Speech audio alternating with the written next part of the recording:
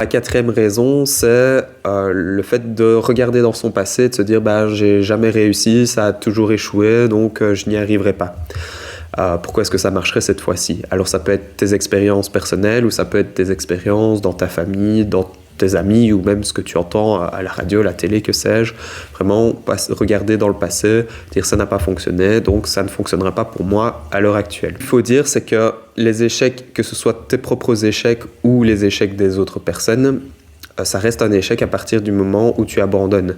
Ça devient plutôt une marge de progression, un apprentissage si tu te relèves, tu apprends et tu continues, tu persévères. En fait, c'est ce qu'on appelle la résilience, c'est le fait de se relever malgré les obstacles, malgré les difficultés.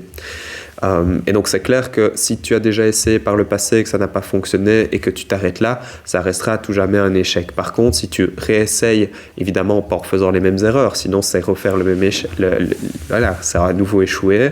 Mais si tu te relèves, que tu apprends de tes erreurs et que tu modifies en conséquence, alors là tu es plus dans une courbe d'apprentissage.